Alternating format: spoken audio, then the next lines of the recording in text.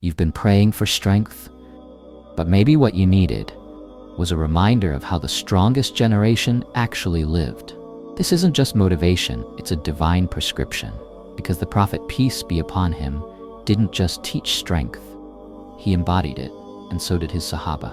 If you're tired of feeling lost, distracted, weak, this is your moment. We say we want to be like the Sahaba, but we wake up on our phones, skip Fajr, chase dopamine, and scroll through comparison. We talk about barakah, but we don't structure our time.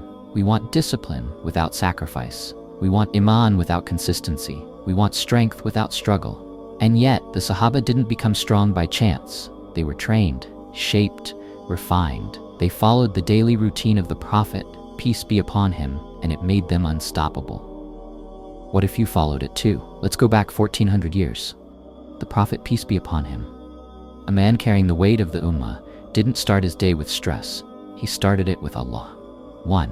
Fajr, before the world wakes up.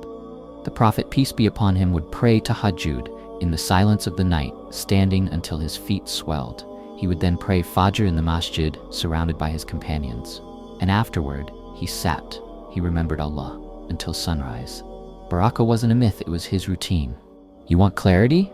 Wake up early. You want discipline? Protect Fajr. You want barakah? Disconnect before the world wakes up. The Prophet didn't waste the morning hours. He was physically active, walking, traveling, serving, even racing with Aisha. He connected with his family. He gave dawah. He advised. He worked. He was balanced. Spiritual, social, strategic. You want balance? Organize your morning around salah, movement, Quran, and intention.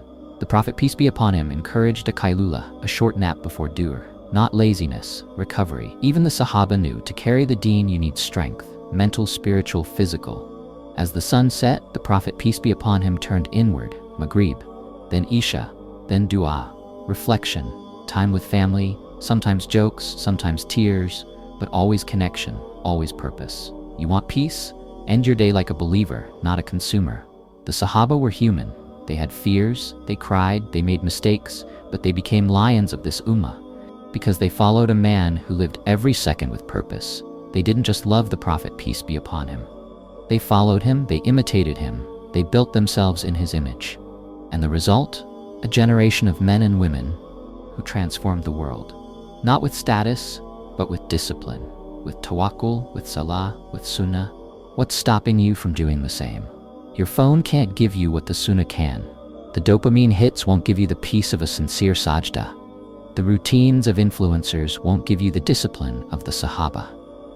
What if Allah brought you to this video to bring you back to a better routine? Not to shame you, not to pressure you, but to invite you back to barakah, back to strength, back to the path that built the strongest ummah in history. You say you want to be strong? Then train like the strong. Pray Fajr on time. Read Quran every day, even if it's one ayah. Move your body is an amanah. Structure your time, follow the rhythm of salah. This isn't about becoming perfect. It's about becoming consistent. The Sahaba didn't wait until they were flawless. They just started. Imagine an ummah where we return to the Prophet ﷺ way, not just in words, but in actions, where our routines mirror his, where our strength reflects his, where our peace flows from his sunnah. It starts with you. Drop a comment right now. I'm rebuilding my routine with the sunnah. Let this video be your intention, your commitment, and your first step back to strength. Because if Allah brought you here, He's ready for your return. Don't waste the invitation.